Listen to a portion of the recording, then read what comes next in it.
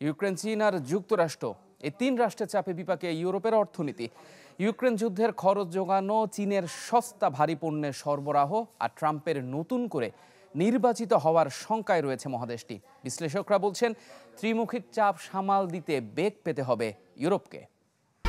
1, 2, 3 ঢাকায় জমি জিতে নিন 100% ক্যাশব্যাক সহ 20 কোটি টাকার পুরস্কার। ইউক্রেন যুদ্ধের ঘানি টেনেই চলেছে ইউরোপ। দানিউব তীরের এই প্রাচীন জনপদের উপর বয়ে চলা একের পর এক আঘাত যেন থামার নয়। ভূ রাজনীতির মারপ্যাচে যুক্তরাষ্ট্রকে পাশে পেলেও এখন তা অনেকটা গলার কাটা। সাথে সবুজ অর্থনীতি এগিয়ে নিতে চীনের বাণিজ্যিক পণ্য বাজার সয়লাভ হয়ে যাওয়ায় টিকে থাকার পথ সংকুচিত হচ্ছে প্রতিনিয়ত। ইকোনমিস্টের হিসেবে যুক্তরাষ্ট্রের তুলনায় ইউরোপের বাণিজ্যের গতি বেড়েছে 4%। যুদ্ধের ডামাডোলে জ্বালানি নিরাপত্তাহীনতা কাটিয়ে উঠলেও এখন তা নতুন করে মাথা চড়া দিচ্ছে। সাথে ব্যাংক সুদ হার, বেকারত্ব আর মূল্যস্ফীতির দমকা হাওয়া।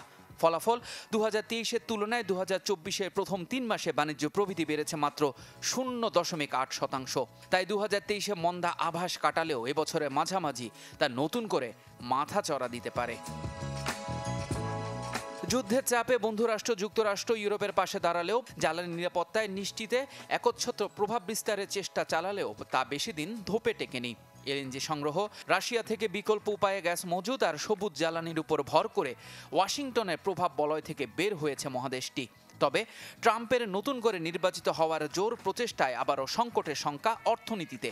ট্রাম্প নির্বাচিত হলে ইউরোপের পণ্য আমদানি রপ্তানিতে যে করের খড়গ নেমে আসবে তাতে কোনো সন্দেহ নেই। ইউরোপের দেশগুলো শিল্পায়নের দিকে জোর দিচ্ছে।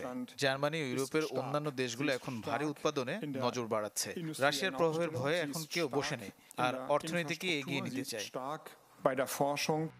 এদিকে চীনা বৈদ্যুতিক সস্তা গাড়িতে সয়লাভ বিশ্ববাজার। টেসলা কিংবা ইউরোপিয়ান বিভিন্ন গাড়ির জায়ান্টদের পেছনে ফেলে চীনা বৈদ্যুতিক গাড়ি এখন বিশ্ববাজার দখল করেছে।